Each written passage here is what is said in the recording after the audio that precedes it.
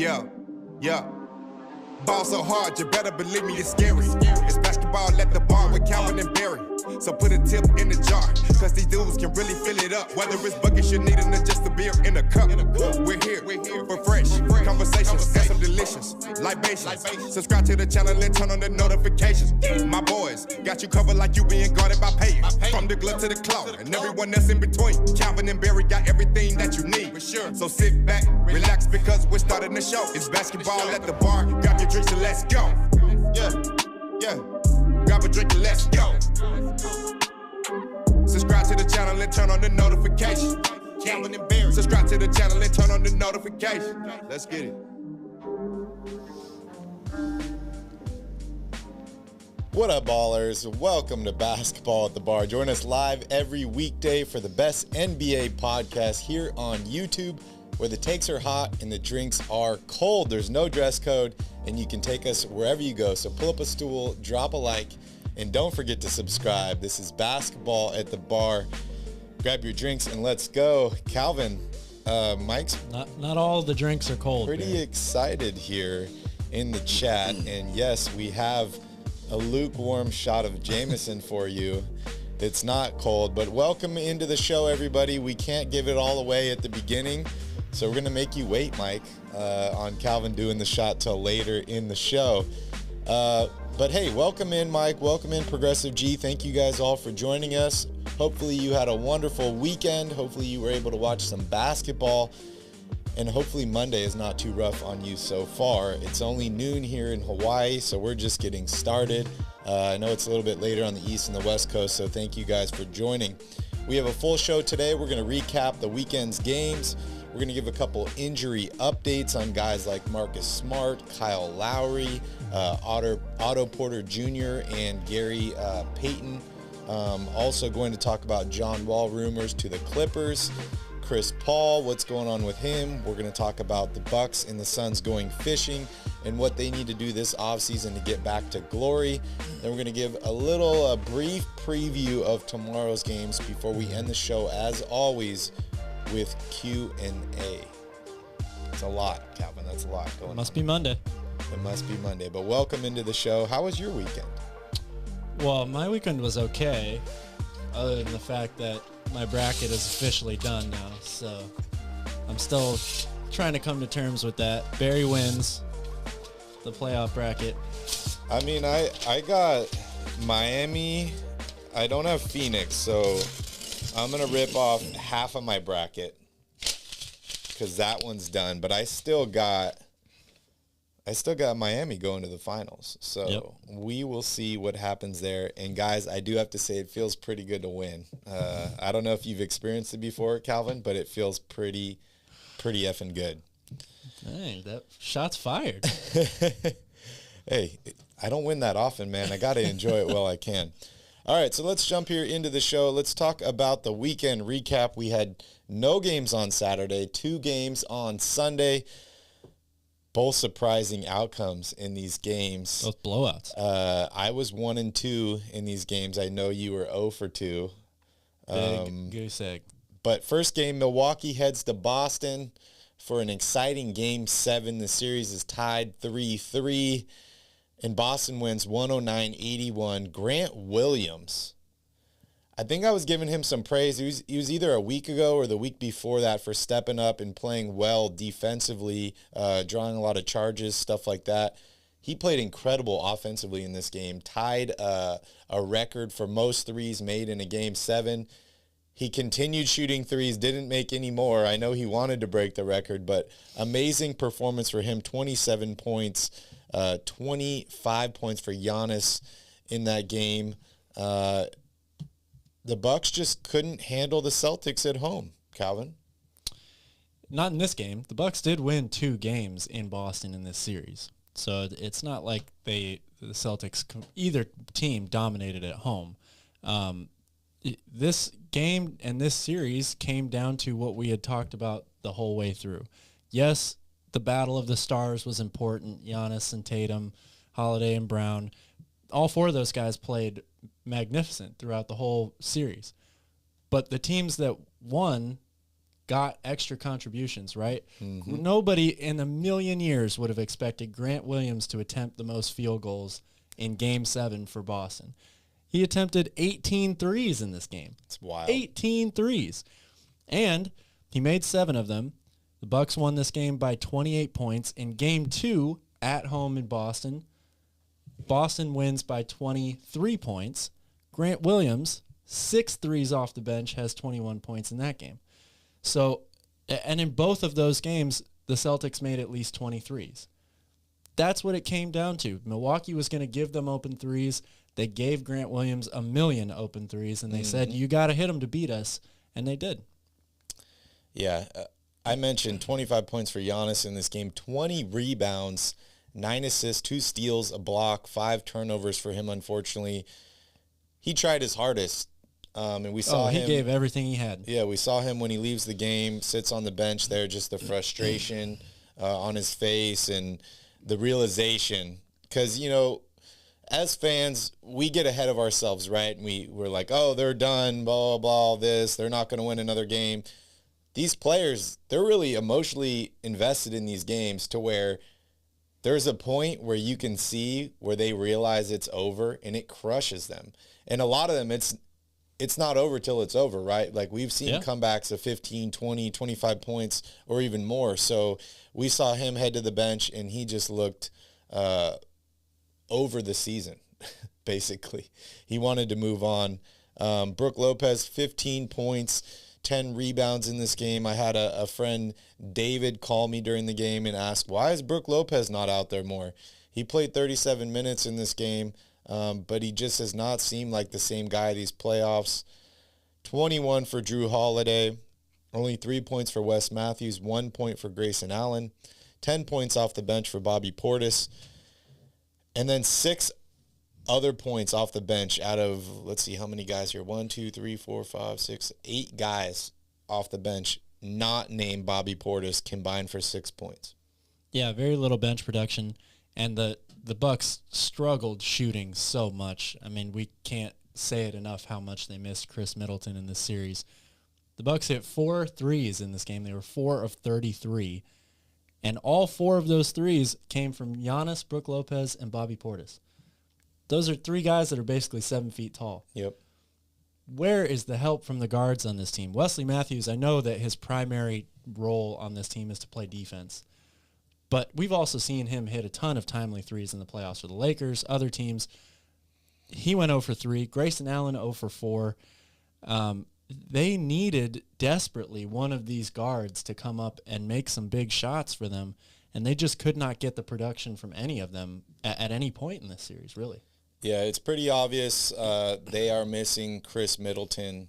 And I didn't even mention Drew Holiday, who went 0 for 6. Also, Dante DiVincenzo, I think they did miss him, or at least the opportunity to have him there on the court.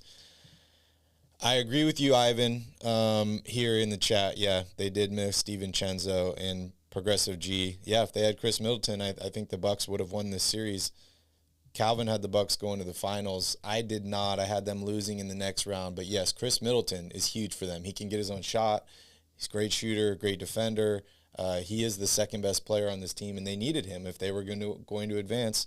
There were rumors that he was going to be available for Game 7, but unfortunately that's how injuries go, right, is you don't have control over how fast your body heals. And it's good news for the Boston Celtics. They advance. Looking here at Boston, you mentioned Grant Williams, 7 of 18 from three-point range, 27 points for him. Just an amazing performance.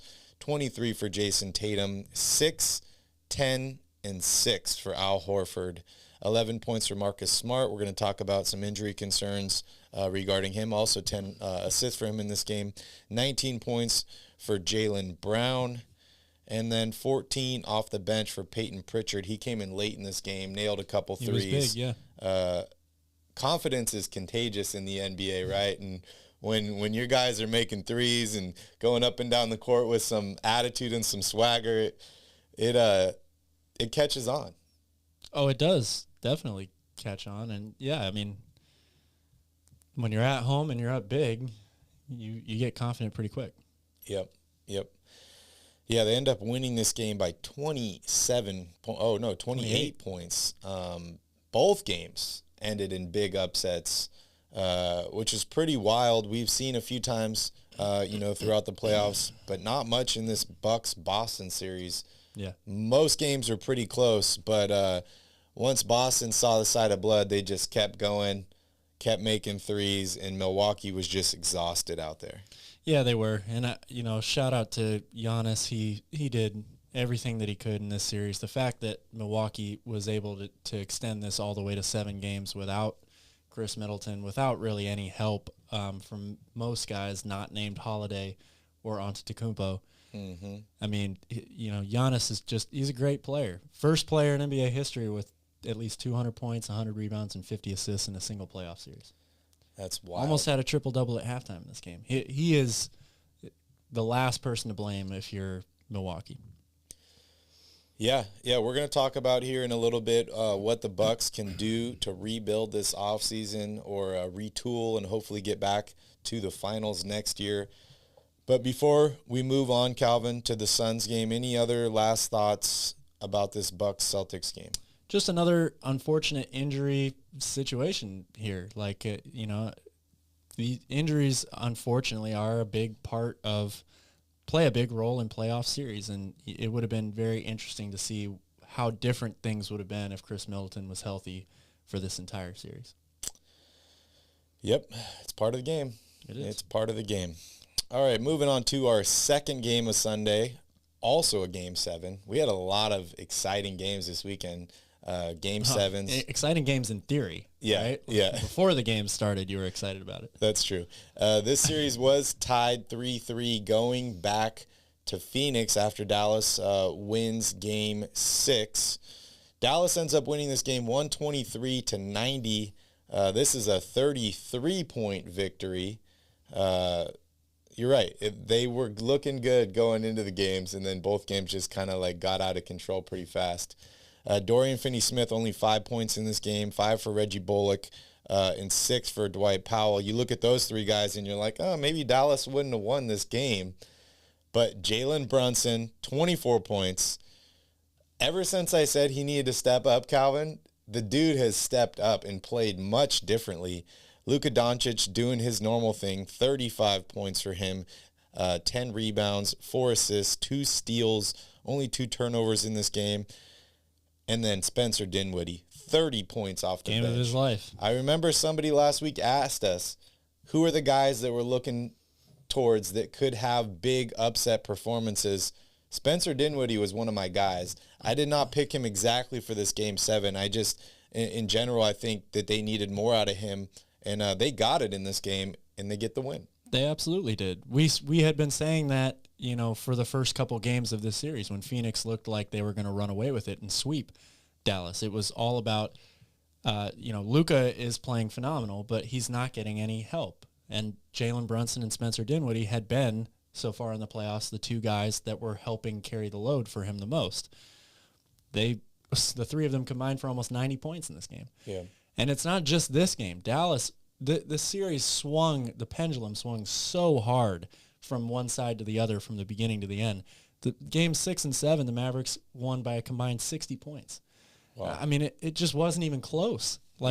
I don't understand at all, but for Phoenix to have your big 3 not show up the way that they showed up. I mean, DeAndre Ayton is kind of a separate issue, and we'll talk about that later. Only 17 minutes in this game after he gets benched, but Paul and Booker, 10 and 11 points combined. Neither of them even led the team in scoring in a Game 7. It's just completely unacceptable. If you're the number 1 seed, this was a monumental collapse for Phoenix, and I don't know if they're going to recover from it, actually. Yeah, pretty scary for a team that I picked to win the NBA title this season. This is the 5th time in Chris Paul's career that he's blown a 2-0 lead in the playoffs, a 2-0 series lead in the playoffs. You mentioned only 10 points for him in this game, 1 rebound, 4 assists, 8 shot attempts, no turnovers in this game, which is good. But yeah, 11 points for Devin Booker, 12 for Cam Johnson. I don't know what else this team can really do, right? What is going on here? they needed performances, big performances for these guys. Jay Crowder, Miles Bridges, DeAndre Ayton, like they needed performances from these guys if they were going to advance. It just looked like the whole team was not ready for Game 7. They weren't ready for Game 6. Yeah, I don't know what happened to Chris Paul. Like, I feel like, a month from now or maybe even a couple weeks from now or further down the line, we're going to figure out the true story. There's already reports coming out about him having an injured quad, an injured hand. And I'm sure that those stories are true. How much it actually affected him, that's another question. He's also 37 years old, so maybe they affect him a little bit more than they would have 5-6 years ago. Yep. Clearly, he wasn't the same player. That's obvious. But the bigger question and the more worrisome question is how much of it was injuries and how much of it was, we're watching kind of like people are saying about James Harden, a all-time great player start to just completely recede before our eyes. He was playing incredibly well.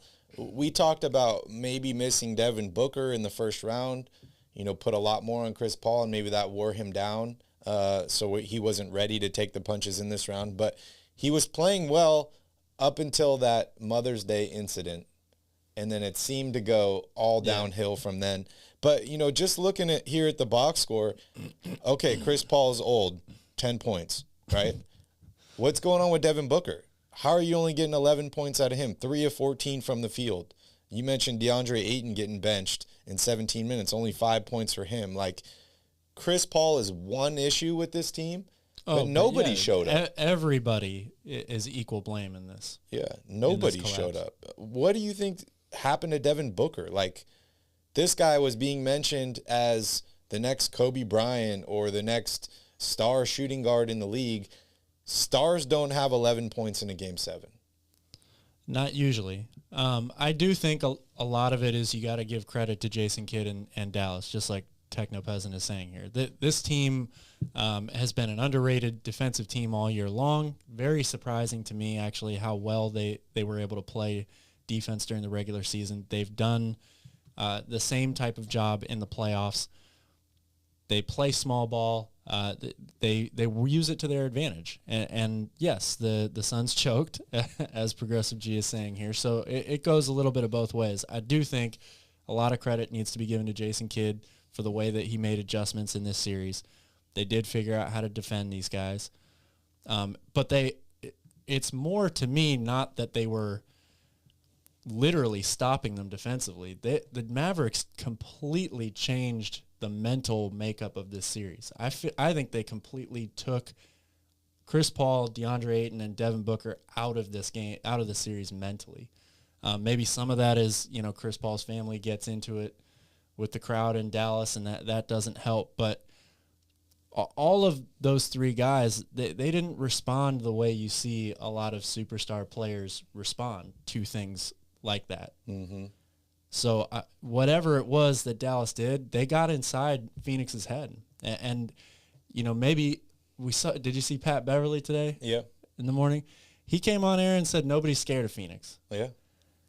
Part of that, I think, is just that's Pat Beverly being Pat Beverly. But as a player in the league who's around all these other guys and then watching the way the Suns collapsed, maybe there's a little bit of truth to that. Maybe this team is soft. Yeah, I think he said, quote unquote, when I play Chris Paul, I go out for a steak dinner the night before. If I play Steph Curry, I go to bed early. Yeah. Yeah. Well, Pat Beverly didn't play Chris Paul when he was in his prime very much either. He probably wouldn't have been going out for steak dinners back then. But, I think, like I said, there's probably some truth to that statement. Like, this team...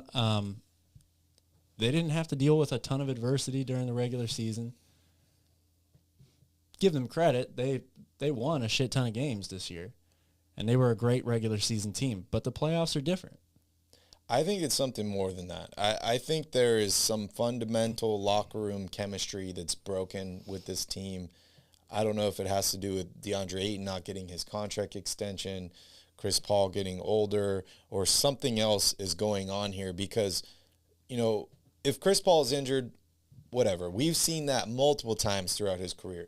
but he didn't have the fire. He didn't have the leadership skills that we normally know him for, right? Like, we've seen him with Houston watching his team in the playoffs and basically been a coach, a second coach for that team, yelling at guys, telling them where they need to do or where they need to be, what they need to do, stuff like that. I didn't see that out of him. It's kind of weird, and I don't want to make any allegations or anything, but this seems similar to the LeBron James, Delonte West randomness that happened, all those rumors that happened that just seemed to like infiltrate and destroy the locker room chemistry on that team, and they fell apart. It seems to be something similar with this team. We all heard about what happened right before the bubble with the Phoenix Suns meeting up with some IG model or whatever, and then people were saying that increased their chemistry. I don't know how or why, but they went on a roll in the bubble. They signed Chris Paul. They've been a completely different team. Something happened towards Mother's Day that changed this franchise, and I don't know what it is. They have a lot of issues now going into the offseason. For a team that had the best record in the NBA all year, most people, they were their favorites in the playoffs, at least to come out of the West, if not to win the whole thing. This team now has more question marks than a lot of other teams in the league all of a sudden. My question for you, Calvin, let's take Phoenix out of this and let's praise the Mavs a little bit more, because like we do on this show, if you're playing like shit, we call it out. If you're playing well, we call it out. Congratulations to the Mavs. They move on to face the Warriors in the Western Conference Finals. Pretty amazing here, considering the last time they won a playoff series was 2011 when they won the title, and they could potentially be going back to the finals again. So, Calvin, my question for you, does this Mavs team have an actual chance at the title? They do have a chance, Mike. They have a chance, but I don't know how much of a chance they have. And this is all I'll say to support that. Again, I give them a ton of credit. They were underrated in my mind all year long, and I definitely underrated them in the playoffs so far. Looking ahead, though, what does Dallas like to do? They play good team defense. They shoot a lot of threes. They play small ball. All the rest of the teams in the postseason are incredibly good perimeter defensive teams that play small ball and rebound well. Dallas does not match up well with any of these teams. And it's for opposite reasons, right? We were talking about how they didn't match up well with the Suns because of Phoenix's size. Even in Utah, Rudy Gobert, it worked a little differently. But those teams are nowhere near the defensive teams that Boston, Miami, Golden State kind of, but for sure Boston and Miami. I would worry a lot about how Dallas would overcome those deficiencies if they were to make it to the NBA Finals and have to go against Boston or the Miami Heat. Okay. What are their chances to beat Golden State? I think they have a reasonable chance to beat Golden State, and this is why. Golden State all year long, one of their biggest issues has been turnovers. Dallas is one of the best turnover differential teams in the league, has been all season long. They really take care of the basketball. They're very particular with their sets. Luka is, basically does whatever he wants to do on offense. If Golden State keeps turning the ball over at that same rate, you can't survive turning it over 17 times a game once you get to this stage of the postseason. Teams are too good, and they're going to take advantage of that. The Warriors get by because they have three great shooters, and they're able to, have great games as we've seen in history, recent history. But the turnover issue really bothers me for them moving forward. Yeah, I'm very, very mixed on this subject because if you guys have been watching the show, I've been counting the Mavs out all season long, right? I thought they were going to lose in the first round. They proved me wrong. I thought they were going to lose in the second round. They proved me wrong. So I'm going to do a little change of pace here, Calvin. I'm going to take the Mavs to beat the Warriors. Probably one of the stupidest things I've done, but I'm a believer now in the Mavs. You heard it here first. I'm rocking with Mike. I think they have a chance to beat the Warriors. I've been really impressed. Honestly, the most I've been impressed with anybody on this Mavs team this season has been Jason Kidd. We saw him as a head coach in Brooklyn. This was like literally 3 months after he finished playing for the New York Knicks, became head coach. That experiment failed. We saw him go to Milwaukee with Giannis. I thought they did pretty well, but they didn't, reach it to the championship or anything like that. So that project failed. Third time's the charm. He's come back to hometown Dallas. I think he's going to lead them to the finals. I love the adjustments he's made. And I'm going to hold off on whether they'll win the championship, but I think they have a really good shot to beat Golden State here and make it to the finals. And congratulations to them because amazing season, amazing playoff run. Congratulations to Mike. Congratulations to all the Mavs fans. Like, this team's legit. They are. No, it's going to be a fun conference championship round, right? The threes are going to be flying. All 4 of these teams are going to put up a ton of threes. Yep, that's true. Man, it's going to be exciting. I'm really excited. Jason Kidd spilled water on the court on purpose. Yeah. Speaking of which, Calvin, let's talk a little bit about this wet floor in Boston. The announcers were commenting on it. Everybody was commenting on it. Like, we've never seen so many people on the floor wiping it constantly. We saw players slipping and falling. Grant Williams fell in one of those plays. In the past, we've seen teams or organizations try and do little things to get an edge. The AC is broken or the field's wet or whatever it is.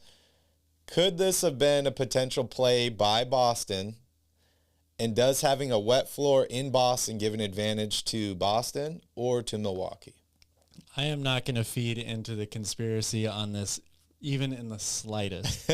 First of all, does it give an advantage to either team? Absolutely not. Neither. How could you play basketball and have an advantage from a wet floor? Even the home team, you could tell them, hey, before the game, that spot right there in front of the coach's bench is wet. Don't go stand in it or don't run in it. Yeah. That's not an advantage. So don't give me any of that, first of all. Second of all, we actually see this every year in the playoffs because the NHL and the NBA have their playoffs overlap. So cities that have both teams in the postseason, which Boston did, but now they don't because the Bruins just got eliminated. It tends to happen when you have to go back and forth within a day or so, switching from ice to hardwood. Like I said, the Boston Bruins are no longer playing anymore. So this probably won't be as much of an issue moving forward. But does it give an advantage to either team? No. Okay. Plain and simple. Okay. You can't play basketball on a wet floor and have it be an advantage for you. I mean, it's one way to slow Giannis down, right? It slows everybody down. Yeah. Would that team benefit from a slower paced game? Who benefits more, Boston or Milwaukee? Boston benefited more from a fast-paced game. Okay. For sure. All right, so we're not looking into anything about these wet floors. Absolutely not. And anybody who tells you that was an advantage for the Boston Celtics is lying through their teeth. Because you know what I'm thinking? When I was watching, I was like, wow, Minnesota might want to think about this technique because it'd be harder for people to glue themselves to the floor if the floors were wet, I don't know, but it's just like that is still in the back of my mind. For some reason, I clicked on some video in YouTube of that girl getting tackled running onto the court. And every time on YouTube, that video just pops up again. And I have to click on it because it's an amazing video with like front row seat view. And she jumps over and the security guard just comes out of nowhere and just tackles her. I got on a way big tangent here, so we're going to bring it back. But what are we talking about here next? Injury updates? So let's see here. Marcus Smart, questionable for game 1. What's going on with him, Cal?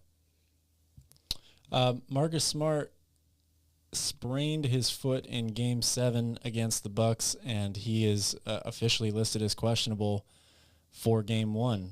It's, another one of those things, a day-to-day thing. We'll see how he feels tomorrow, how he wakes up, probably see if he goes through, participates in shoot around, all that stuff, And if he can go, he can go. Is this a big deal for Boston? Oh, absolutely. It's a big deal if he doesn't play. We saw them win some games without him. Yeah. Are they capable of winning a game without him? Yes. Yes, they are. But Marcus Smart is clearly a very important part of this team. So not having him available definitely hurts them. Kyle Lowry didn't practice on Monday and still questionable with a hamstring injury. Maybe it's an even playing field now that Miami and Boston are playing each other. Marcus Smart's out. Kyle Lowry's out. Maybe it's a wash at this point? Maybe it's a wash. I see it as being more impactful for Boston to miss Marcus Smart than for Miami to miss Kyle Lowry. Miami's just a deeper team. Gabe Vincent, all these guys, they've rotated guys in and out of the starting lineup all year long. They're a very equal opportunity team, but Marcus Smart, Boston is not as deep, especially at guard. Mm-hmm.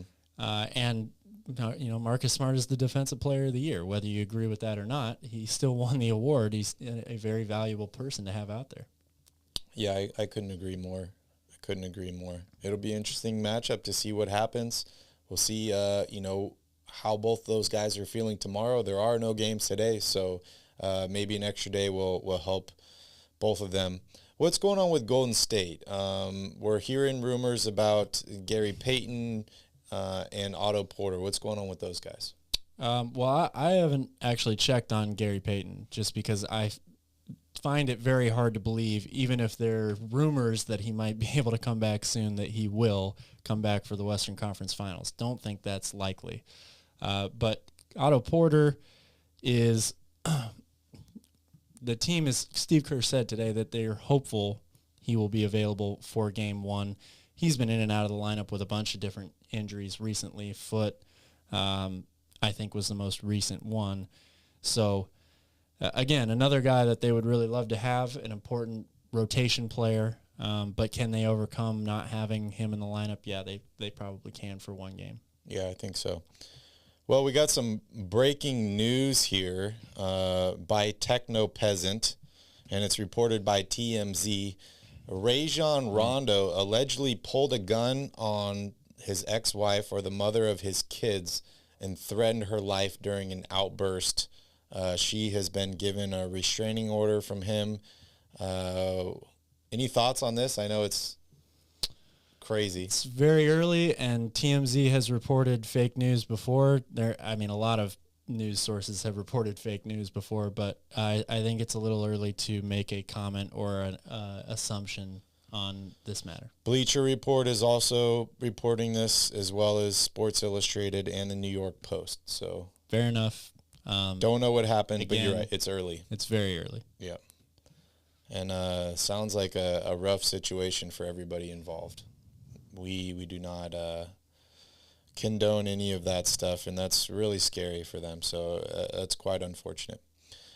All right, Calvin, moving on here. We're done with injuries, unless there's anybody else you want to mention.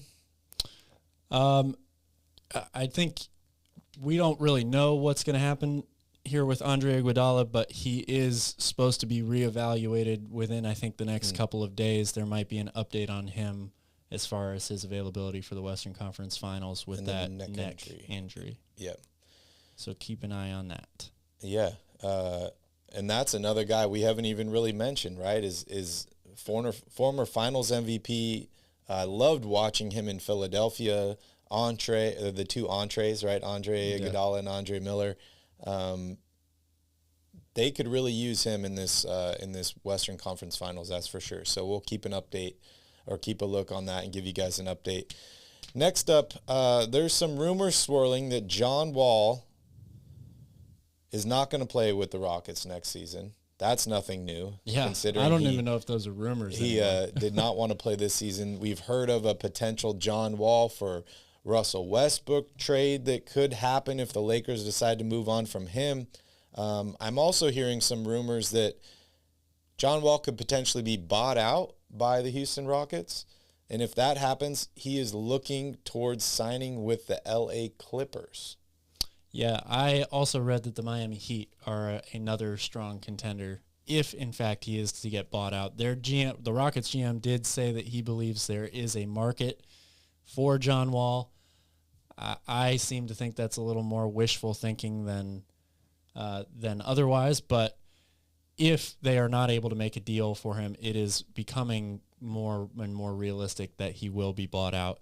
And yes, it's been early on reported that the Clippers and the Miami Heat would be the top two contenders to sign him. Yeah, Techno Peasant, he took the $47 million. Yeah, he did. And we're going to save your Iggy question till the end to Q&A, and we'll definitely answer that at the end. But John Wall has not played much in the NBA for the past 5 seasons or so. It seems like 4 or 5 years. I think he can definitely contribute to one of these teams. I just don't know how long he'll be able to contribute.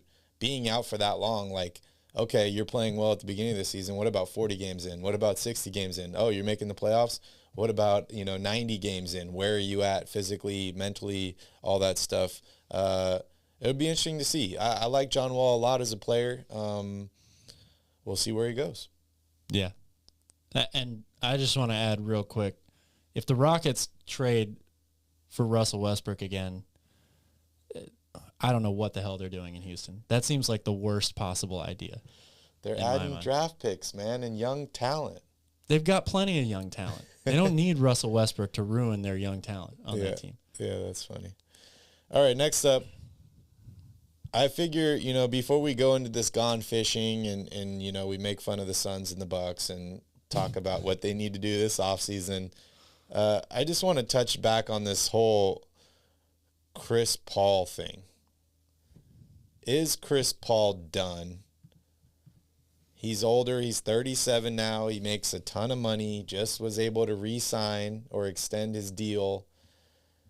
His numbers since he's turned 37 have been horrible. I think he's averaging like 3 points a game or something crazy like that. More turnovers than assists. Overall thoughts on Chris Paul. Is he done? Well, the easy answer is no. He's already come out on social media and said that he's coming back next year. He's not retiring. He wants another shot at it. He wants another shot with this team. I believe his exact quote was, "We're not done." So, no, I believe that he'll be back next year as of right now because he says he is. And can he still play? Yeah, I think he can. I mean, I don't know what the extent of his injuries were, at the end of this playoff run here before, during the regular season and even in the first round against New Orleans, he was putting up really great numbers. So he can definitely still play. But I think it's now to the point where if this team is going to win a championship, Chris Paul is going to have to be a very good contributor for sure. But Devin Booker has to ascend to superstar level. And DeAndre Ayton has to take, the next 2 or 3 steps as well. Those guys are the two that are going to put this team over the top and win a title. It's not Chris Paul anymore. Yeah. Well, Chris Paul's got 28 million reasons to come back next season. He does have a lot of reasons. And to try and compete for a championship. After that, he's got 30 million reasons to come back the year after that and 30 million the year after that. Both of those years are partially guaranteed. So next year for me is a make it or break it for Chris Paul and the Phoenix Suns. It'll be interesting to see how they are able to rebuild this house after getting torched here again in the playoffs. Is this maybe still lingering concerns from losing in the finals? Maybe, the team is a little shell-shocked. They start to see leads dissipate or things fall apart, and they're like, oh, here we go again. Maybe. If that's the case, it's very worrisome, because as an athlete, you have to have short-term memory loss. Even if you've been up 0-2 and lost 10 times in your career. If you're in one of those situations again where all of a sudden the series is tied 2-2, none of those previous series matter. It's all about this series. So I do worry a little bit about what is going on within the locker room in Phoenix and mentally for them. Hearing your coach after the game say, when he asked why did DeAndre Ayton get benched, say the reason is it's internal. that's a big red flag. Yep. Big red flag. So I think they do have some internal problems that they've got to work out. But when it comes to talent on the basketball court, this team is built to win. Like, they have everything that they need. They just have to put it all together. And that's part of being a leader, right, is all those things kind of fall on you, right? Maybe it's not your fault or your responsibility, but ultimately it is. As the leader of a team, everything falls on you, right? You get the glory during the wins and you get the blame during the losses. Chris Paul is the leader of this team, and it'll be interesting to see what he's able to do next season, what this team's going to look like as far as the center position and moving on. We're going to talk about that here next. Just want to give a couple shout-outs here. Flame Flurry 11, good to see you here. Key Kings, what up? Matthew, thank you guys all for joining us. Also want to remind you all, tomorrow, after this stream, we will be doing a live NBA draft lottery party on Royal Rebounds. The link's already up, so make sure you guys go check that out. Hit that little notification bell, and we'll be here having fun. Calvin's going to be DJing, and we're going to just have an overall great experience and try and manifest pick 1, 2, or 3 in the draft. Also, if you are a Kings fan and you love Kings memorabilia, the Kings right now are doing a Davion Mitchell autographed basketball giveaway. You have until tomorrow to enter. All you have to do is put in your information and pick what pick you think they will get in the draft lottery. So make sure you guys go enter in to win that, because I'd love to see somebody get the ball. If we get it, we'll put it here on the set. If you get it, send us some pictures, because it's always cool to win some free stuff. And on that subject, if you have not entered in our $250 Fanatics gift card giveaway, after the stream, find the video. It's pinned to the top of our page. Watch the video, follow the brief instructions, and you will be entered to win that $250 Fanatics gift card. All right, Cal. Let's talk some more about Chris Paul, I guess. But in this forum, let's talk about the offseason needs for this Phoenix Suns team.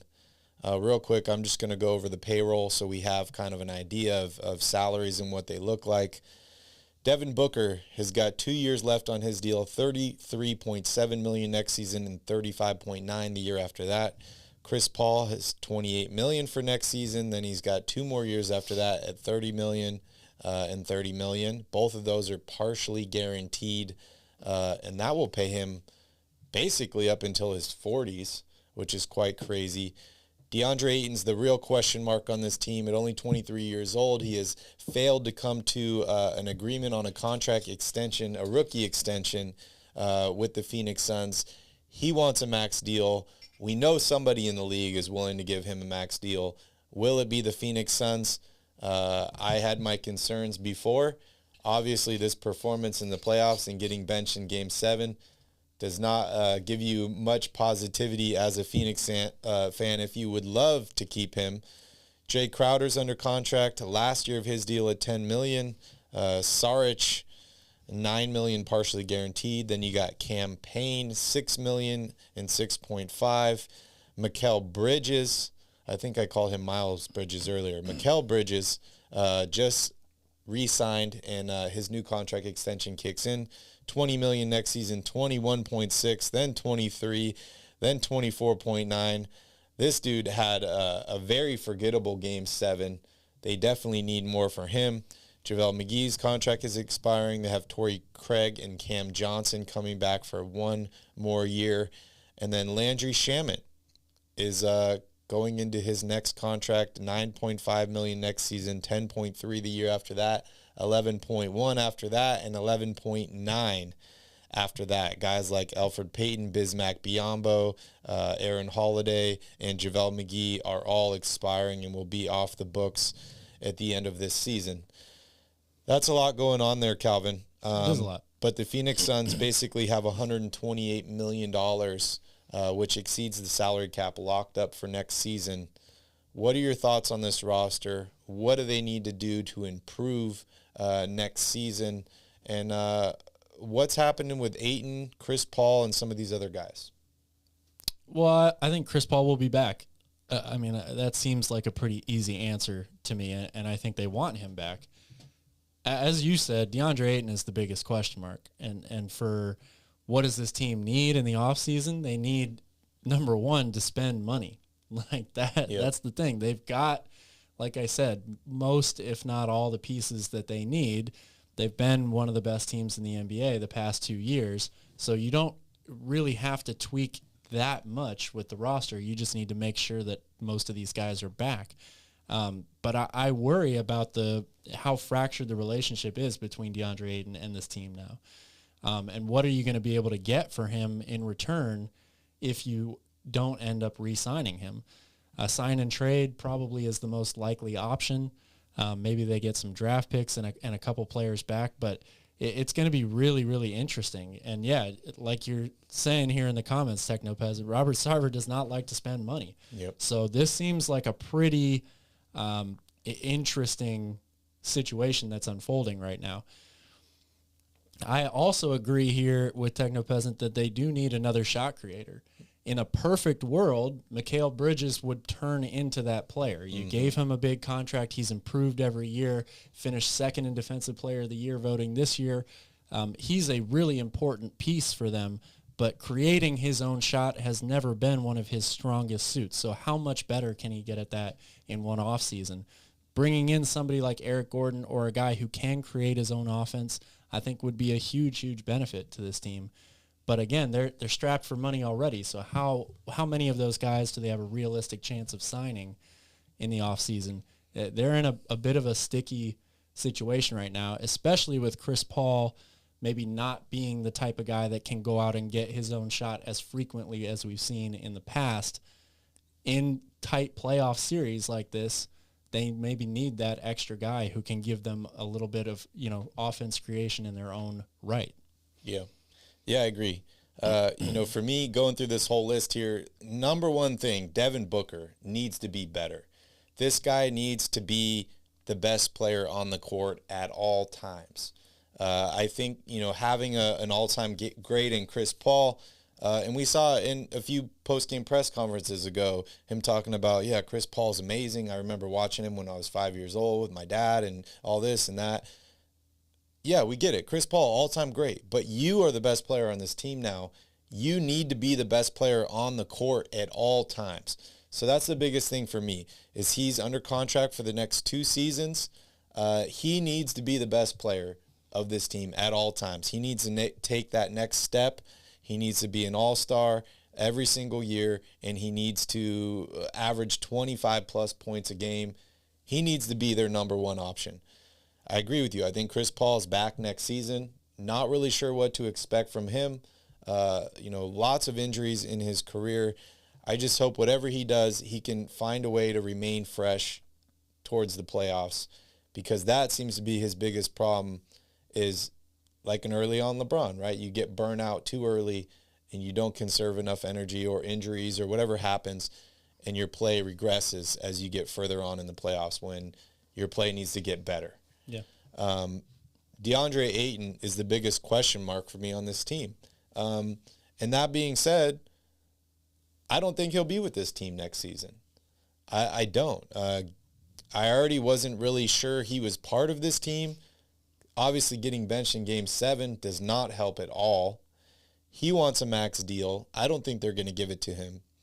So for me, the biggest questions around him is, are you going to be able to work out a sign and trade and bring something back in value for this guy? Because there are a few teams in the league, like Oklahoma City, Portland, that do have a ton of cap space, and they don't need to do a sign and trade for DeAndre Ayton. But if you're DeAndre Ayton, you get more money if you re-sign with the Suns and then they trade you. If you're the Suns, you want some value back for him. So I'd keep an eye on that situation. I do like the Kings. I think they have a decent shot at getting a guy like DeAndre Ayton. I think you could include a guy like Rashawn Holmes in a sign and trade, which would probably benefit Phoenix here. I think Rashawn could play really well with this team, and he's on a very, very reasonable deal. I think the backup point guard position is huge on this team, especially with Chris Paul getting older. Campaign has seemed to be that guy, but will he be that guy next season? I'm not really sure. He's got 2 years left on his deal. He's getting a little bit older. He had 5 points in Game 7 in 13 minutes. You need more from your backup point guard, especially if Chris Paul is struggling. I might even look at a team like Dallas and say they need to figure out what they're doing with Jalen Brunson.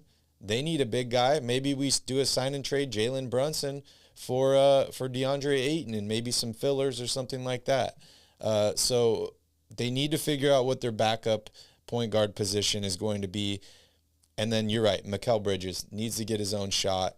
And then this team just needs to fill in the rest of the roster with veterans that want to win a ring, 3-and-D guys. But for me, the underlying concern is what happened to this team in the locker room. What is going on with their chemistry? Can they rebuild that? I still am positive on the Phoenix Suns next season, but they have a very interesting offseason. They sure do.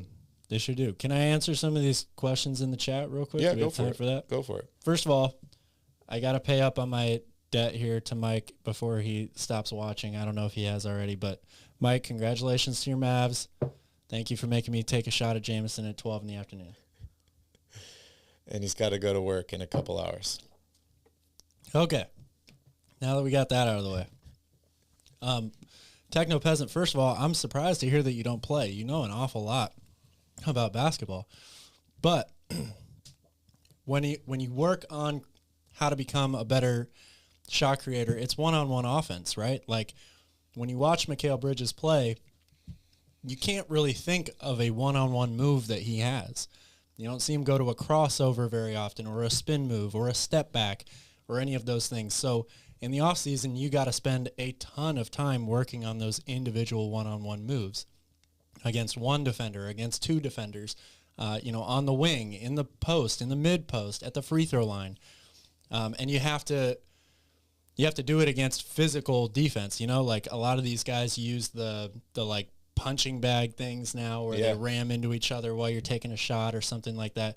Those are the first and most basic things that you work on. You have to develop a signature move, something that you feel comfortable going to over and over and over again against any type of defense.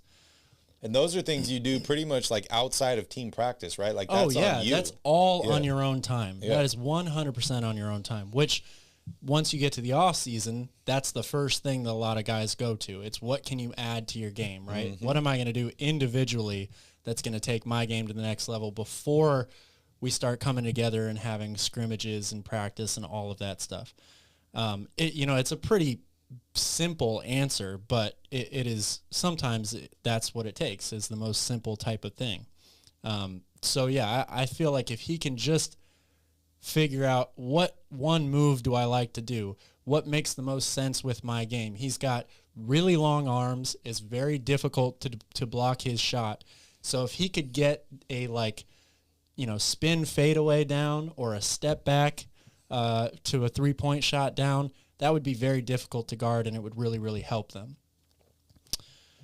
Was there anything else that I missed there? Is Mikal really worth what he's getting paid? Ooh, in my opinion, he is, because he's such a great two-way player. We mentioned it already. He finished second in Defensive Player of the Year voting this year. I think he gets better and better defensively every year. He's got the exact perfect body type to be an elite defender in this league for a long, long time. And he improved his three-point shot a lot this season. He's great moving without the ball. So, I do think in today's NBA, where a lot of guys are making a crap ton of money, he's definitely worth it. He's still young, too. I think he's going to get better. Yeah, and unfortunately in today's game, you have to pay people a lot of money, or the other teams pay them and they leave. So unfortunately, that's a situation you get trapped in with good young players. A lot of guys are paid on potential, and you don't really know whether they're worth it until they are a few years into that deal. Look at Golden State, right? They took a gamble on paying an injury-prone guy in Steph Curry $11 million a season, and he won an MVP award and a couple of championships. So it's the state of the league. All right, any other questions you want to answer real quick, or should we move into Bucks offseason needs? Let's keep it going. We can circle back to questions a little bit later. Okay, perfect. All right, as you guys know, yesterday the Milwaukee Bucks lose to the Boston Celtics in 7 games.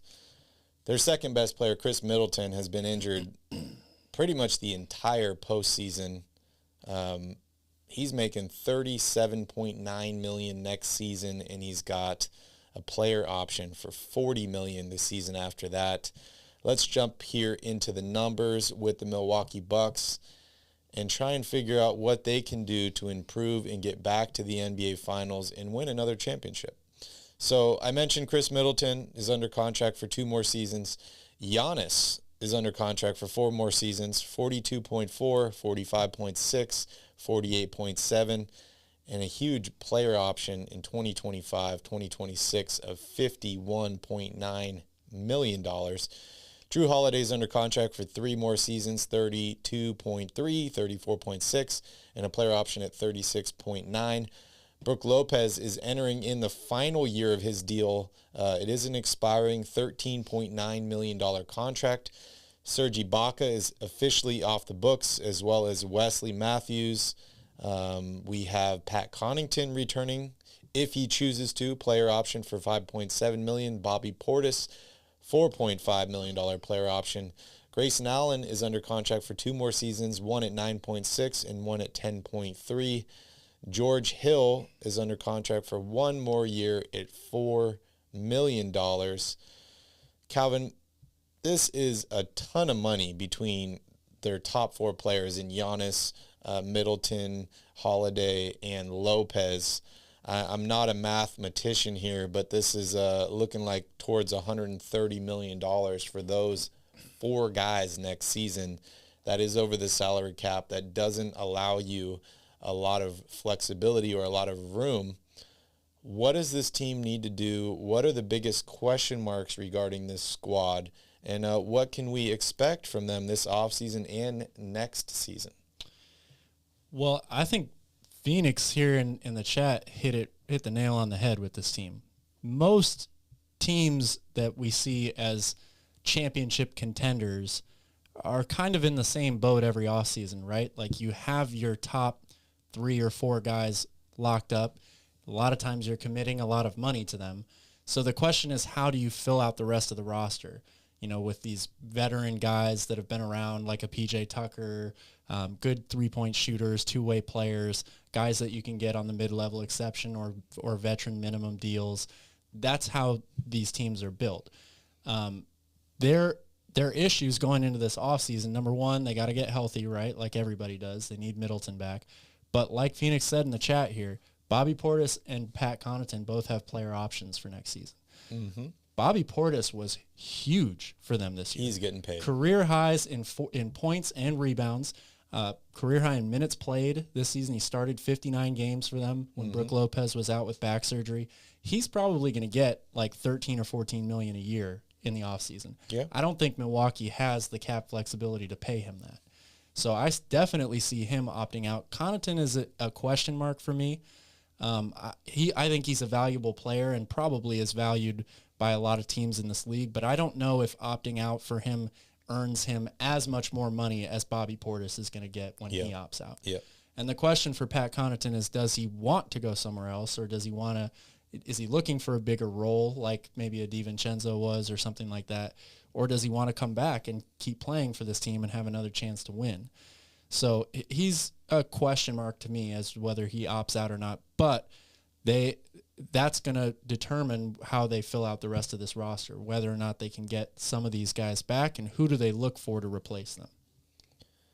Yeah, for me, the biggest offseason need for this team is get healthy and add shooters. I think we saw that in the playoffs this year.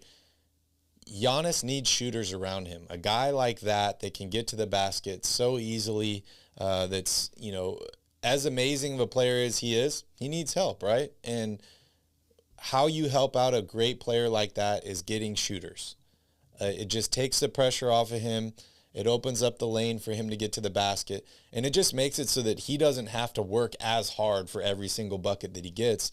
And then he has more energy towards the end of the game. So for me, number one goal, Chris Middleton needs to come back. He needs to be healthy. I like Drew Holiday. I like Brooke Lopez.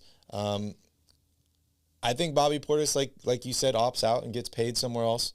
I'm mixed on Pat Connaughton.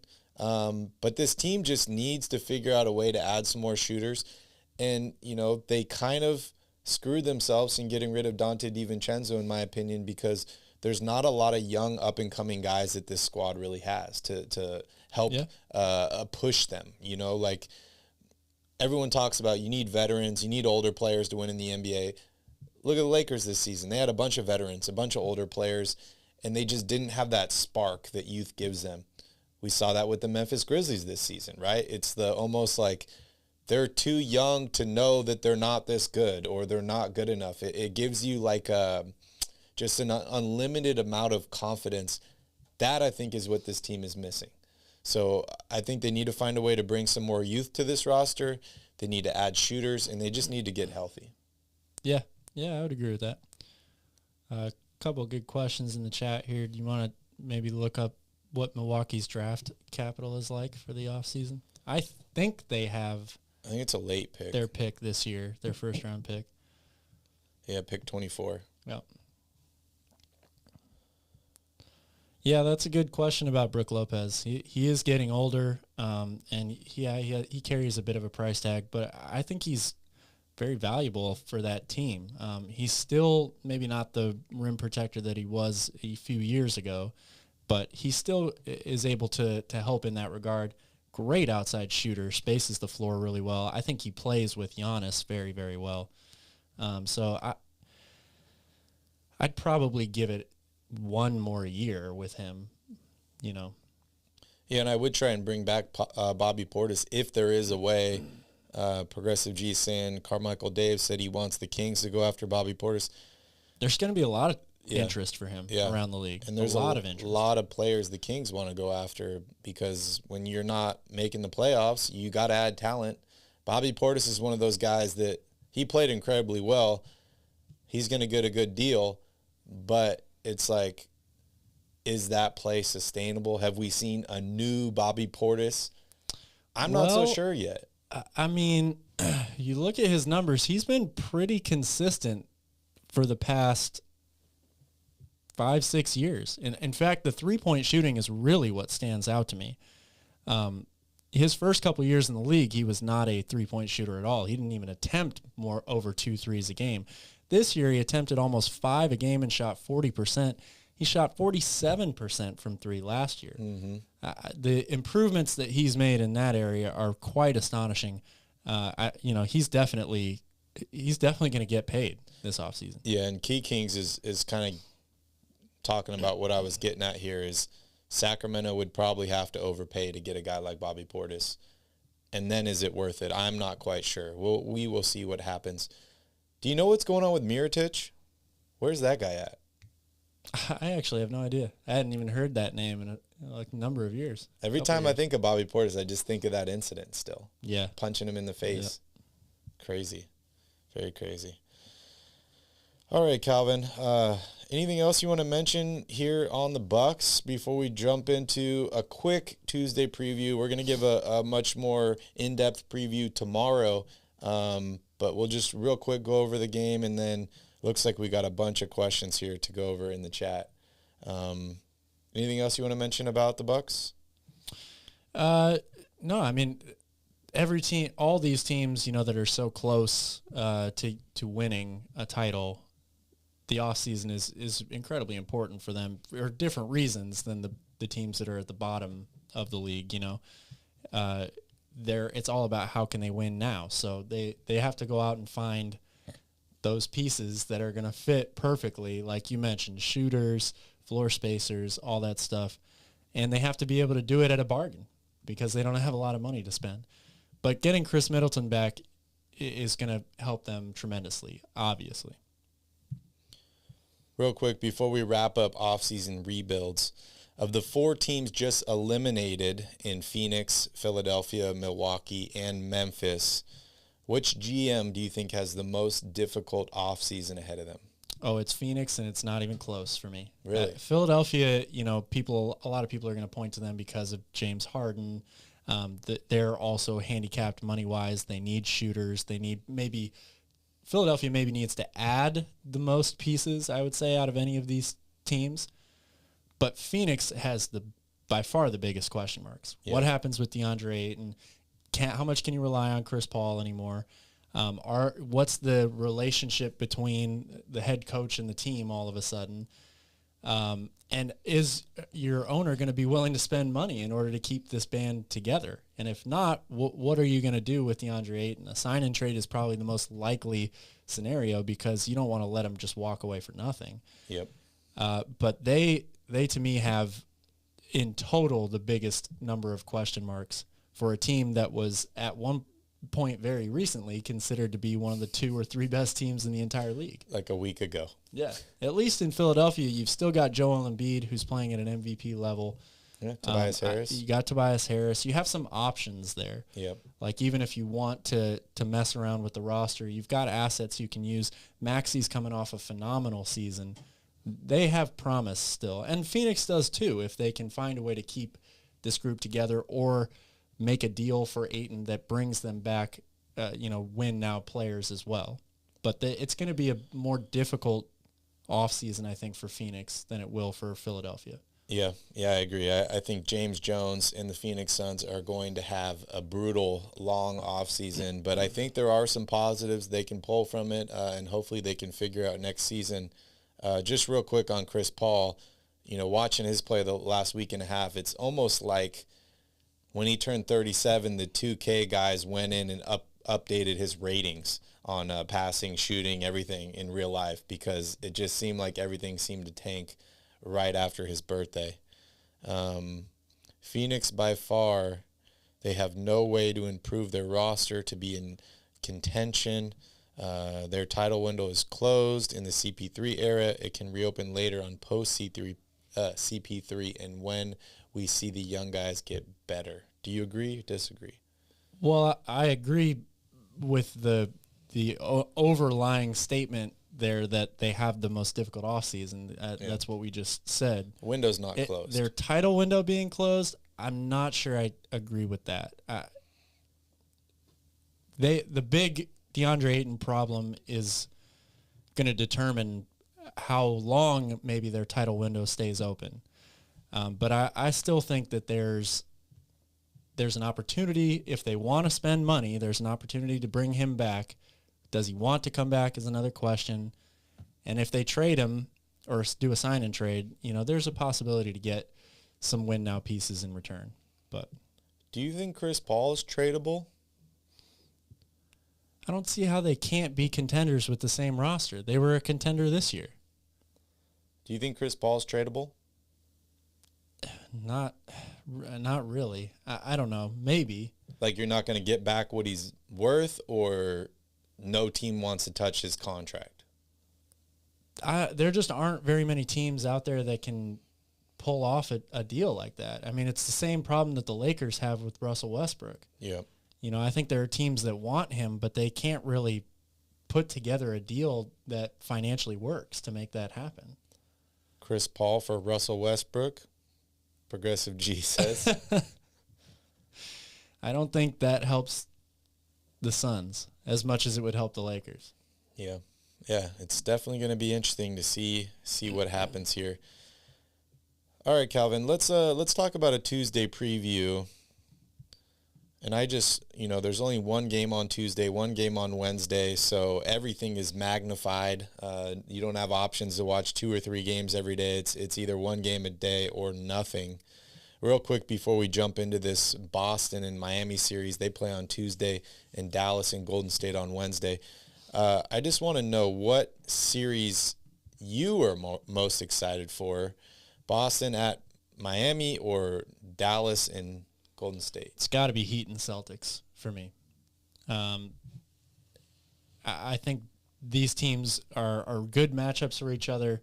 They're both really, really good they play really great team basketball. They share it well. They get contributions from a lot of players, not just their stars. They're both, good shooting teams, both good defensive teams. This series is going to be a lot of fun to watch.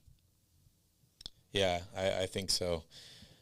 If you were to do your picks over today and just start with these, conference finals and the finals, who are you picking to go to the finals, and who are you picking to win the championship at this point? Well, just like you said earlier that you're not going to bet against the Mavericks again, I have now picked against Boston twice, and I've been wrong both times. Okay. So I'm going to pick Boston to win this series. Okay. I like Miami a lot, and I think that either team could definitely win.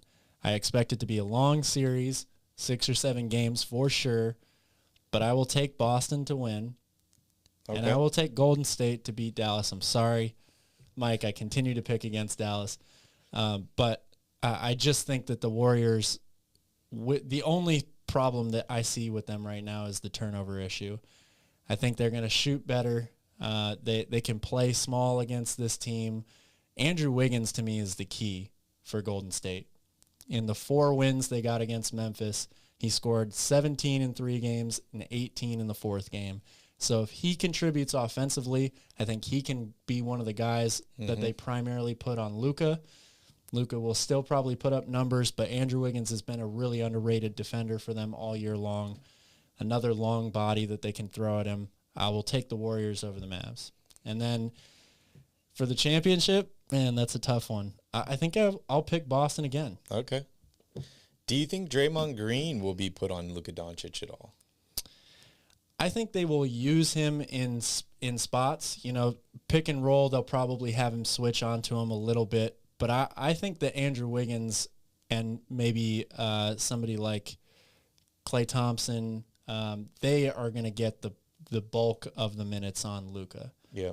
Draymond, they really like to use him as a rim protector and a big help defense, kind of like a center fielder almost.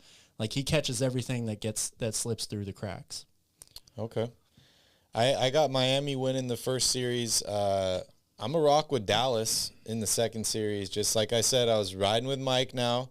And unfortunately, I have Miami beating Dallas in the finals to win the championship. As Phoenix says here, another Mavs Heat finals, 2006, 2011, 2022. The Heat won in 2006. The Mavs won in 2011, and the Heat are winning again in 2022. Congratulations. If both of these teams, or actually, I just want to step back a little bit. All 4 of these teams, 2 of them are making the finals. I am impressed by all 4 of these teams. Congratulations to whoever does make the finals. And it's exciting to see an NBA Finals without a LeBron James, without a Kawhi Leonard, without a Kevin Durant. So it's really exciting to see basketball, and I'm excited for the next couple weeks. Let's just talk about Tuesday's game real quick here, Calvin, before we jump into Q&A. I also want to remind everybody that's watching, please hit that like button. It would greatly help Calvin and I to help grow this channel and get a bigger audience and expand. So please hit that like button. Please hit that subscribe button if you enjoy awesome content like this. We're here live every single weekday. When the NBA stops, we won't stop because basketball doesn't stop. We might not be all 5 days a week during the off season, but we're going to be putting out a ton of content, some NBA 2K rebuilds. We're going to go over the draft, free agency. We're going to talk about clips from last season, things we liked, things we didn't like, team breakdowns, all that fun stuff. So make sure you guys stay tuned for all of that, and make sure you join us tomorrow for our draft lottery party on Royal Rebounds. All right, so let's just talk about Tuesday's game real quick. It is in Miami. Miami is there's no spread on this game yet. So Boston at Miami. Looking here at the injury report, it's pretty normal for the Miami Heat. Kyle Lowry's out, and then they got a bunch of guys that are day-to-day. Marcus Smart is still day-to-day. What do you think is going to happen here in Game 1? ESPN's predicting Miami are giving them a 63.2% chance to win this game. Yeah, I mean, this is like we have all been saying here. This is going to be a defensive battle. Both of these teams have a lot of really, really great long wing defenders that they can switch, a lot of pick and rolls. It's good shots are going to be at a big time premium in this series. Both teams shoot it really well from the outside. Miami was the best 3-point shooting team in the league all year long. So of course it's going to come down to how, who can step up and make big time shots. And is Grant Williams going to have some of those same performances in the Eastern Conference Finals that we saw just against Milwaukee in the last round? Same thing with Al Horford. I like Bam Adebayo's matchup in the series, especially if Robert Williams is going to continue to sit. I think Bam eats big time. Mm-hmm. I give a slight advantage to Miami in that category, but this is a very evenly matched series. Yeah, I think Miami wins this game because it is at home. I expect Jimmy Butler to have a big game. And I also expect Miami to be focused on Jason Tatum. So if the Celtics want to win this game, if they want it to be close, I think they need Jaylen Brown to really step up and have a huge game. Yeah, I agree with that.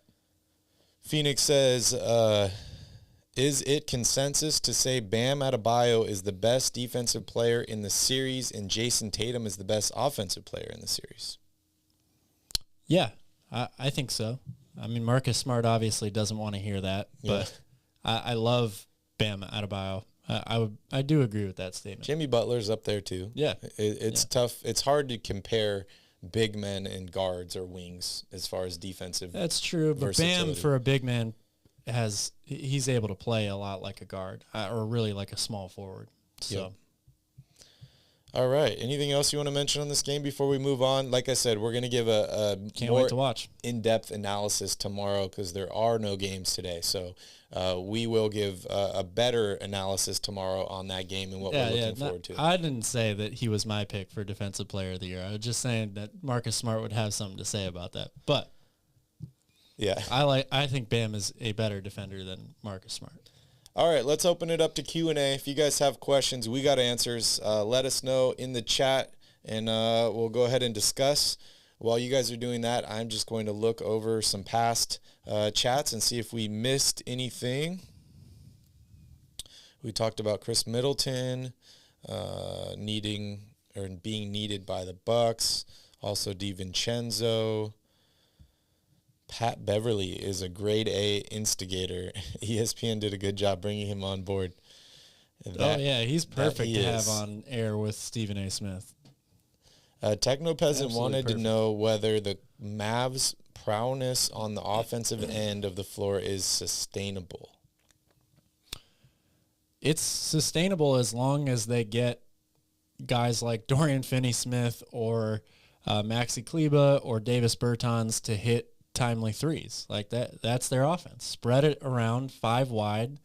Let Luka, run pick and roll or isolation, post up, and if he's doubled, kick it to whoever's open, and that person takes a 3. If they continue to hit those threes, then yeah, definitely that's doable. Yeah. Yeah, we talked about the unfortunate situation surrounding Rajon Rondo at the moment. Also, I want to give an update on Rashawn Holmes. I know we haven't talked about it on Royal Rebounds yet, but he was given full custody to his for his children. Yes, congratulations by the to court. Rashawn. Apparently, his ex took them out of the state without permission, so he was granted full custody. I got to think that helps him in his court case that's coming up. Oh yeah, so, yeah, for sure. Big win for him. Techno Peasant says, how important is Iggy for the series against the Mavs? Would he guard Luka at times, or who would he be assigned to? At this point in Iggy's career, he's not going to be out there 40 minutes a game. So would he guard Luka? Yeah, he probably would for some number of minutes. They would use him to give guys like Wiggins and Clay rest, whether it's taking them out of the game or just taking them off of a primary defensive assignment like Luka. He would probably bounce around to a few guys depending on who's out there matchup-wise. he's really like a utility belt type of, he kind of always has been that for them, but now he's not, nearly the type of player that he used to be. Mm-hmm. So they can just use him in different spots for short periods of time. Yep. He's still an important piece, though. Like, they would love to have him, obviously. Yeah, and I think he can be a lockdown defender in limited spurts. So late in game situations, points where they need to get a stop, and he can also give a good 5-6 fouls. So I expect Iguodala to have a huge impact on the Warriors if he is able to return, and hopefully he can. And Matthew says, if I lose at basketball, I am not going fishing. To each their own. I guess Matthew's going to Cancun instead. Flame Flurry says he's been busy with school. It's all good, man. We know it's final season. CP3 is still a great floor general during the regular season, but now teams know how to stop him in the playoffs. Is that true? I mean, that stuff can get over magnified. Like in a playoff series, that's what it's all about, right? If you have a playoff series that goes really long, it's about making the individual adjustments. It's a lot harder to play a team 7 times in a row than it is to play them, once every couple of weeks or even months during the regular season. So it's a little bit of a different world. But I think the question is how much of it was the Mavericks actually figuring out how to stop him, and how much of it is Chris Paul just not the same type of player that we're used to seeing. Mm-hmm. I don't know if there's really an answer to that yet. Yeah. Phoenix wants to know your thoughts on the Monty Williams, DeAndre Ayton drama. Apparently Monty, in the middle of the game, asked Ayton if he wanted to play, and Ayton said no. Well, it's not good if that's the case. We've seen situations like that in the past. Of course, the first one that comes to my mind is Scottie Pippen refusing to go into the game in a playoff game after Phil Jackson drew up the eventual game-winning shot for Tony Kukoc. Scottie Pippen survived through that. He ended up, doing okay for himself and didn't leave. So is there a possibility that they can repair that relationship in the offseason? Yes, there is.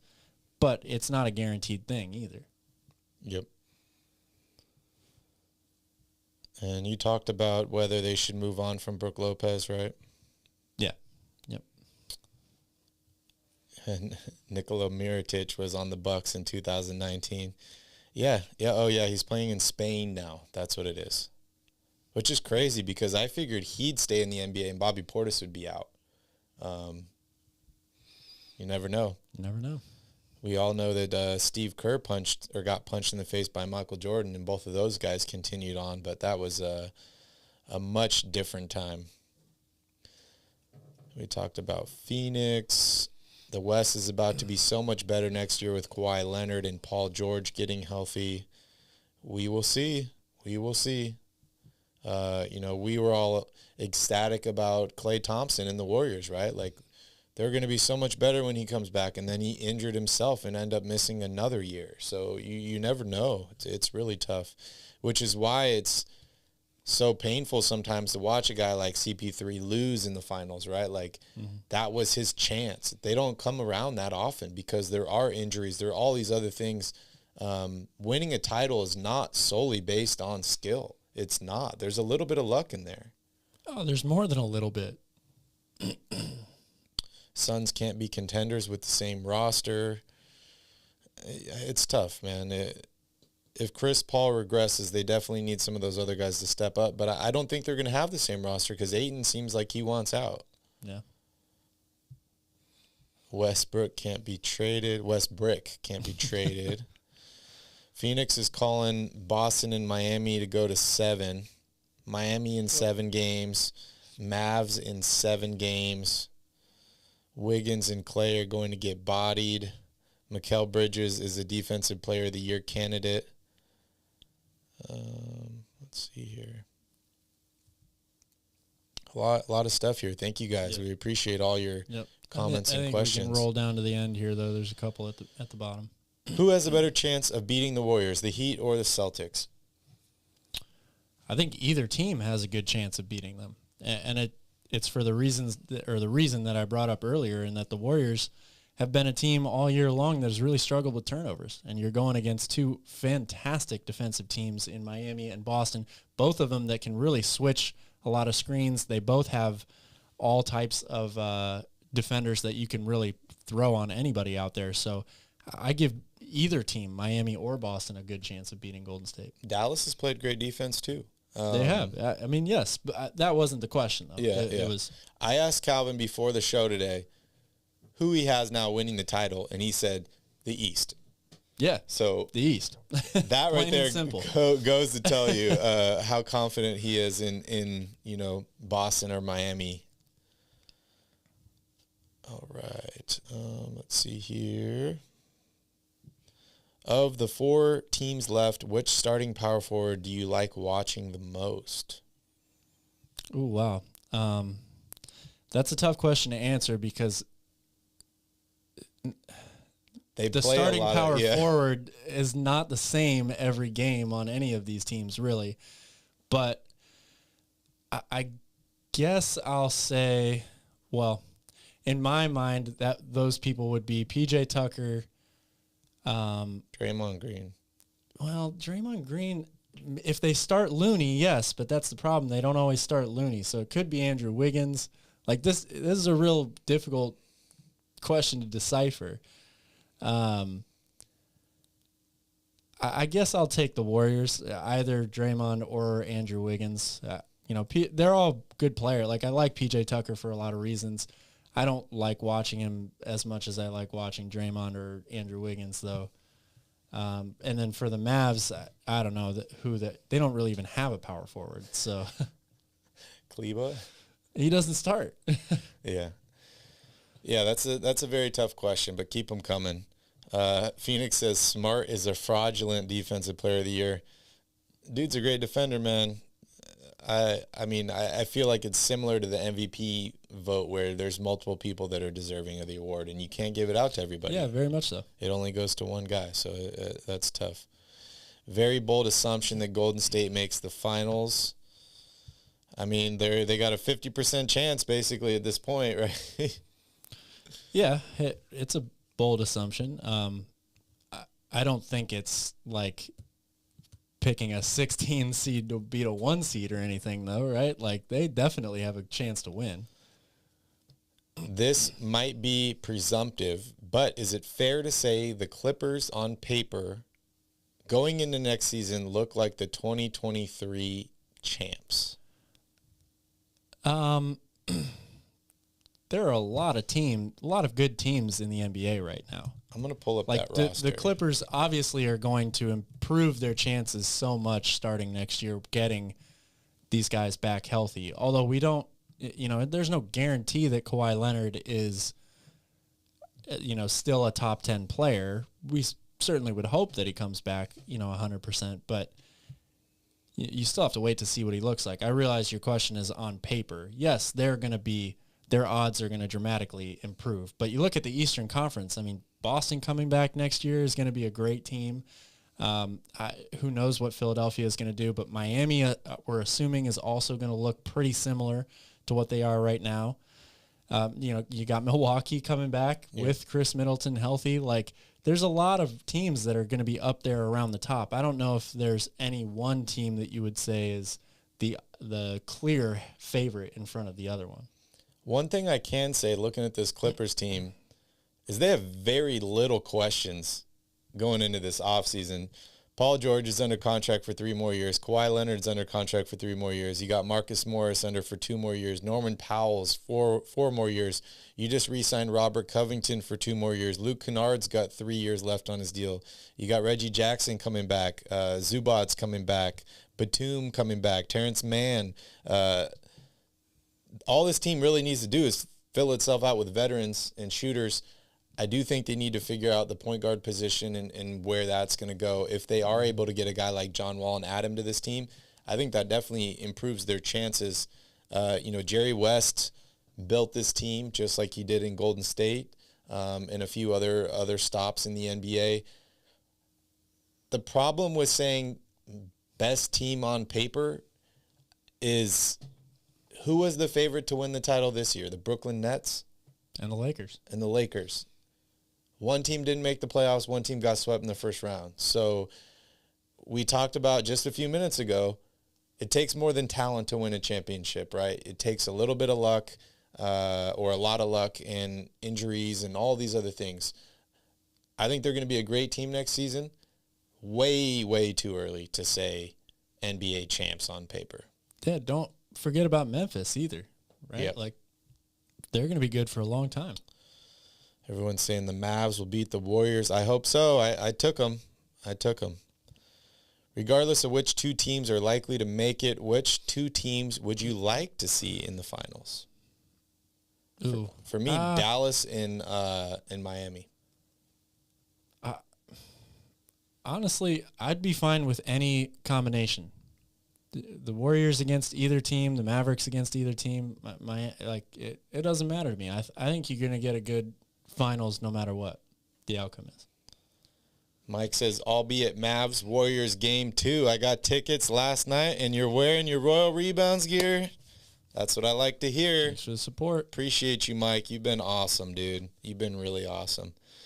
Mike went from my TA in high school, and I was just a little kid, and he had a beard, and I'm like, this guy looks like he's 30, to now watching the show and has been a great friend of mine for a long time. So thank you, Mike. The first time I ever heard an Andre Nicotina song was in Mike's Red Explorer in high school. Yeah.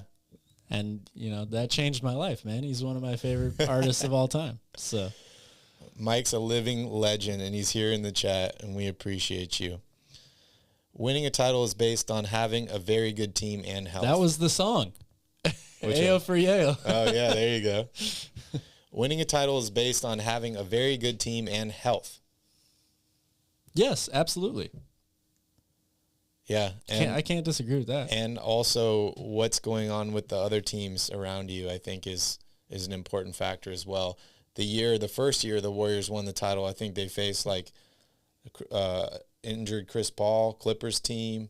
They faced Cleveland with, Kevin Love was out with a dislocated shoulder or elbow from that play by Kelly Olynyk. Yeah, shoulder. Kyrie Irving had a broken kneecap. Yeah. So sometimes it's not always just what's going on with your team. Yeah. Definitely. And I'm not taking anything away from Golden State because they won the title. But all I'm saying is that there are other factors involved. Ivan says, can you imagine if we had Luka and we were in the Western Conference Finals talking on the Warriors with Fox and Tyrese in the backcourt? What could have been? I think you're talking about the Kings? Yeah. Oh, what? Ivan, what years did you teach at Davis High? That would have been crazy, and I don't think they would have got Tyrese if we had Luka. But yeah, I dream about it every day, what it would have been like to have Luka Doncic on the Kings. He was the guy I wanted. I honestly thought he was going to go number 1 overall after the Suns just hired his coach as their head coach, but they took Ayton. I wanted Doncic, but at the same time, when I was watching the college season the year before, I was like, this dude Marvin Bagley is incredible. I didn't even think the Kings were going to have a shot at getting Marvin Bagley. Then they end up winning the number 2 seed in the draft lottery. I wasn't angry about the Bagley pick. I wasn't. I wanted Doncic, but I wasn't angry at it. And I guess I'll never be angry. It's just unfortunate when you look around that, Are you sure? The top You're not 5. Angry? Maybe I am a little angry. I'm trying to talk myself down. But the top 5 picks in that draft, every one of them succeeded except for Marvin Bagley. Hopefully it just takes him a little bit longer because I still do root for Marvin. Kawhi was looking like the best player in the NBA before tearing his Achilles last postseason. I mean, yeah, but what does that mean? Oh, he says ACL. Guys, they get injured, they get older. It's tough to come back. It really is. All right. Oh man, Phoenix! I haven't even seen the All NBA teams actually, so I gotta look that up. I'll have an answer for you tomorrow. Techno says, if the Kings, or if it can't be the Kings, which team would you want to get the number 1 overall pick? And we're talking between Houston, Orlando, the Bulls, but they're not in the lottery. Detroit, Oklahoma City, Indiana, Portland, New Orleans, San Antonio, Washington, New York, Charlotte, Cleveland. It doesn't really matter to me, to be honest. I love Damian Lillard. He's probably one of my favorite players in the league. So I'd probably go with I would Portland. like to see them be good. I think they probably have a good chance at rebuilding a team into a playoff contender this offseason. So if they're able to get the first pick, obviously that really, really helps. Yep. What high school? We went to Davis High. Yep. I taught at Davis High and Davis Summer School for years, 97 to 99. Summer school till 2006. World history. Okay. The library arcade. All right. I think I did summer school once. I think I was at Davis High 2003 to 2005, something like that, 2002, 2005. I did one. 2004. 2003, we were at Holmes, right? 2004. I did one summer school class at, what was the other school? The other school? I don't know. I don't know. I don't remember. It's a long time I ago. unfortunately didn't attend class very often in high school. Sorry, Mom. Sorry, Dad. But oh, that's funny. Thoughts on the All-NBA team? We'll get back to you on that. He says Luka, Booker, Tatum, Giannis, Jokic, Steph, Ja, DeMar, KD, Joel is the second team. yeah, I mean, So many good players. Yeah, now. it's kind of like the MVP race, right? Like everybody has a different opinion on it. There's no way you can look at any of those guys and say they're not deserving of being on a team. The question is, should Embiid be on first team and Emerson, Jokic be on second team, or I don't know. Like it's all picking, drawing straws to me. Like they're all great players. Yeah, Emerson. But that was junior high. I did 1 year or one summer of summer school at Emerson, and I remember we were riding the bus back, and some dude was like smoking weed in the back of the bus, and they had to pull the bus over, and they like arrested him. Wow. And it was like, wow. Now you look back, and the government's selling weed. It's crazy. All right, any other questions, guys, before we wrap it up? We appreciate you guys. We appreciate all your questions. We'll be here for a few more minutes, and like I said, we'll be back tomorrow for another episode, and also on Royal Rebounds for Kings Draft Lottery. I'm rocking my Kings shirt. I got my Royal Rebounds shirt on. I don't know if you guys have seen this one. Oh, try and show it. It's got a custom Royal Rebounds pocket. It's all purple. Check out RoyalRebounds.com if you're interested.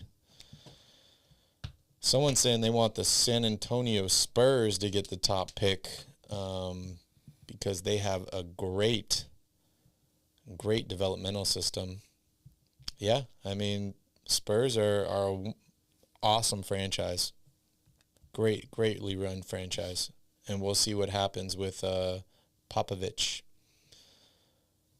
Who was your MVP pick, Calvin? Honestly, I was really split all year. I think the first half of the season I was all in on Embiid, but Jokic, the way that he finished the year, just the numbers are so eye-popping. The fact that he dragged that team to the playoffs by himself, basically, I'm really torn. Like both of those guys are very, very deserving in my opinion. If I had to vote, I probably would have voted Embiid, but Jokic was incredible all year. Yeah, it's hard for me to choose. I don't remember exactly which cop arrested him. I did not play basketball in high school. I was playing soccer and working a bunch. But Calvin, what position did you play? I was a shooting guard. Shooter. My 2K build was probably a slasher, I would say. And the funny thing is, you know, Calvin and I, we need to play more. Last year we were playing a bunch of basketball. The pandemic kind of slowed us down as far as like they closed the gym, the indoor gym, so we had to play outside a bunch. We want to continue to play, but it's funny. Everyone here is short. So Calvin and I play center when we play here. Yeah, it's the most boring game you've ever played. It's you just stand in they play 2-3 zone also in pickup basketball. Yeah. So you end up just standing underneath the basket on defense until somebody jacks up a three. And then, it's not very fun. Yeah, I mean, we're like the Twin Towers out there. We get rebounds, we shoot threes, and thanks for the shout out, Mike. We do have. I was okay. I was okay. Is dope at basketball, not was. All right, speaking of 2K, I just realized my game is done updating. Hope you all have a good rest of your day. Yeah, Phoenix, thank you for joining us. Thanks for all your comments, man. We're going to be doing some 2K rebuilds this offseason as well. So if you have any that you'd like to see, just let us know. You could either comment it in this video or let us know in tomorrow's chat. Let's wrap it up here, Calvin. Anything else you want to say before we end the show? Thanks for watching. We'll see y'all tomorrow. Yeah, thank you guys. Big day tomorrow, all you Kings fans out there. Thank you guys so much. Please hit that like button. Please hit that subscribe button. Please share this video with all your basketball friends. You guys have a wonderful Monday. Enjoy yourself. There's no basketball today. Nothing to stress about. We'll see you tomorrow live here on the show and also on Royal Rebounds for the draft lottery. Go Kings.